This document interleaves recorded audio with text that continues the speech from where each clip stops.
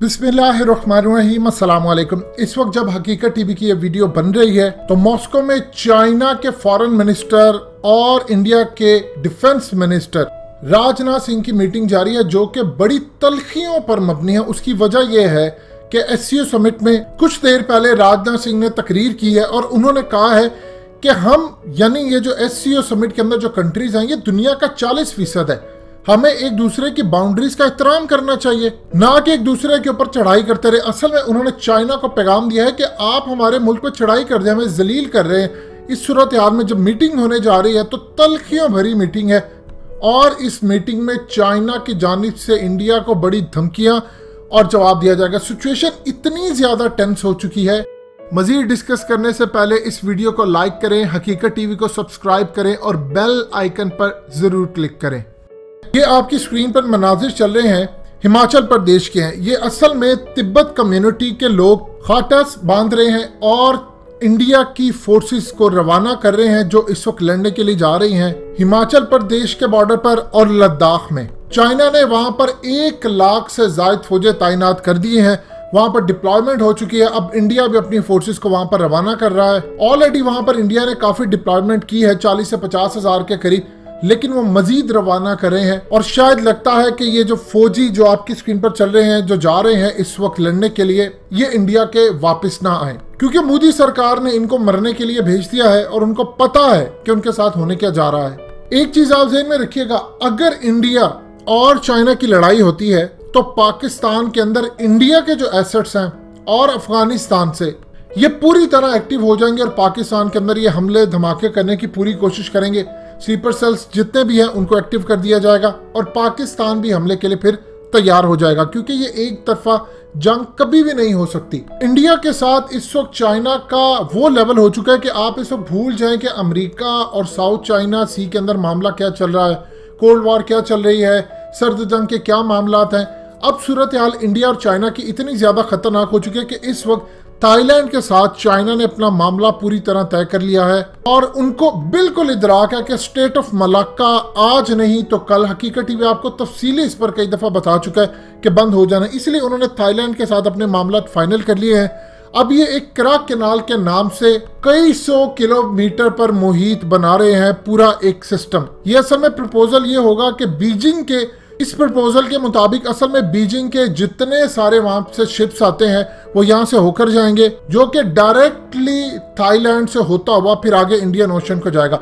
अब इंडिया ने चीखें मारना शुरू कर दी हैं कि हमारे यहाँ पर तो सूरत हाल खराब हो जाएगी। अगर आप गौर से देखें, ये आपकी स्क्रीन पर ये पिछला ब्लैक कलर की अगर आपको लाइन नजर आती है तो उसमें लिखा हुआ ओल्ड रूट, और जो नया रूट आपको नजर आ रहा है वो क्राक कैनाल रूट है, यानी मलेशिया की साइड से होते हुए ऊपर से वो आते थे पहले। अब डायरेक्टली बीजिंग के वहां से आएंगे शिप्स और सीधा यहाँ से थाईलैंड से होते हुए इंडिया के आगे से गुजर कर जाएंगे। अब इंडिया कह रहा है कि यहाँ पर मुझे खतरा है, मुझे खतरा ये है कि चाइना के जब यहाँ से शिप जाएंगे तो ये जासूसी करते हुए भी जाएंगे। चाइना के पास टेक्नोलॉजी भी है, चाइना के पास सारी चीज़ें हैं, और इस सूरत हाल के अंदर उन्होंने थाईलैंड से शदीद एहतजाज किया है कि आपने किसी भी सूरत ये प्रपोजल नहीं मानना। उसके बदले इंडिया थाईलैंड को कई प्रपोजल और फैसिलिटीज देने को तैयार है, लेकिन मामला इंडिया के लिए ठीक नहीं आ रहा, बावजूद इसके कि उनके मीडिया पर यही बात चल रही है, बड़ा ब्लो हो गया, ये मामला लेट हो गया, ये हो गया। ये सारे उनके ढकोसले हैं, जबकि चाइना के साथ उनके मामला तय हो चुके हैं। जितना खर्चा होगा इसमें चाइना को वो पूरा करना पड़ेगा, क्योंकि सबसे ज्यादा इसमें फायदा चाइना का है। अब ये सूरत हाल इस वक्त खित्ते की पैदा हो रही है कि आप ये देख लें कि चाइना की शहर काटने की पूरी कोशिश है। एक तो उसको सबसे ज्यादा फायदा है पाकिस्तान की साइड से कि वो काशगर से वो बनाता है गवादर तक अपनी रेल ट्रैक बनाता है, लेकिन उसको लगेगा टाइम। वो 7.2 अरब डॉलर का है और ये प्रोजेक्ट अगर ये चाइना कंप्लीट करता तो ये 80-85 अरब डॉलर से भी अबव चला जाता है। देखिए 2 महीने पहले इंडिया ने और उनके आर्मी चीफ ने कहा था कि इंडिया की जानिब से गोली नहीं चलनी चाहिए, यह मामला तय हो चुका था।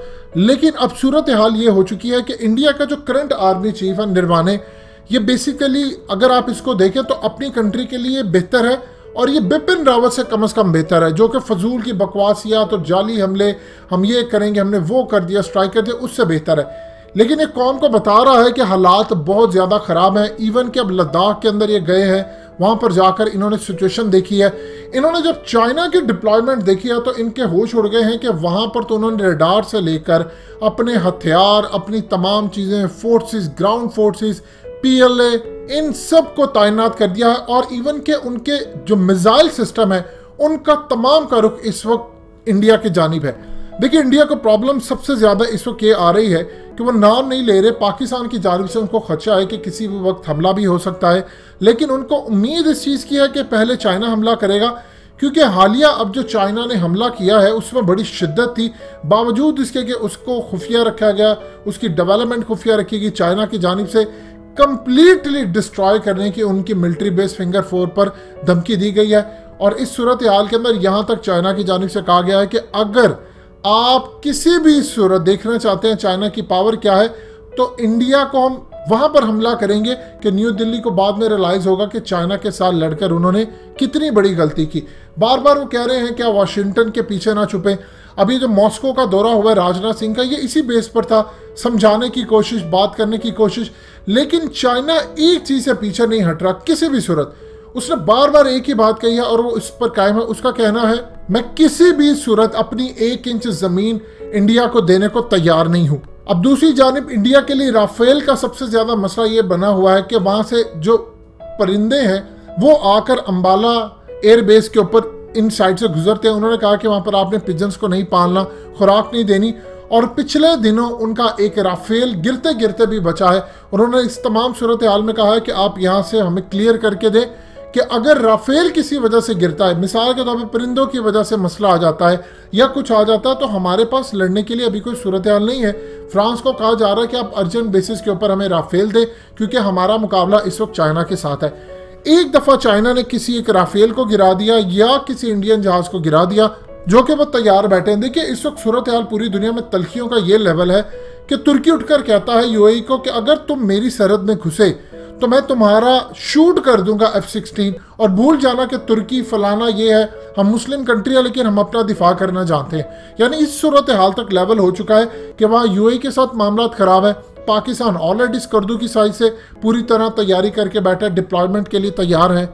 इंडिया के पास सिवाय इस ऑप्शन के कि वो इंतजार करे हमला करने की, इस वक्त उन्होंने अपनी फोर्सेस रवाना करना शुरू कर दी हैं।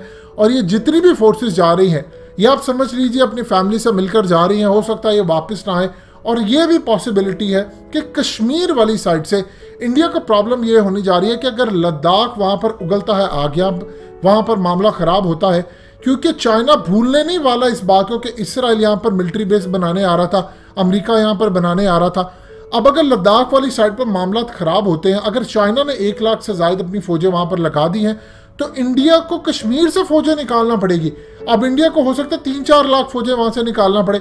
अगर आप देखें कि उनकी 9 लाख की फौज 80-85 लाख के लोगों के ऊपर काबू नहीं प्रॉपरली पा रही, अगर यहाँ पर इनको 4-5 लाख फौज अपनी हटाना पड़ जाती है, तो वहाँ से पाकिस्तान भी चढ़ाई के लिए तैयार है और उनकी फौज भी कम हो जाएगी। और 2 फ्रंट से इनके लिए लड़ना सवाल ही पैदा नहीं होता। ये खाली पाकिस्तान से ही लड़ ले, ये खाली चाइना से ही लड़ने तो बड़ी बात होगी। आने वाले दिन मजीद तल्ख होने जा रहे हैं। दोस्तों, हकीकत टीवी को सब्सक्राइब करना मत भूलिए, वीडियो को लाइक करें, शेयर करें और कमेंट सेक्शन में अपनी राय का इजहार जरूर करें।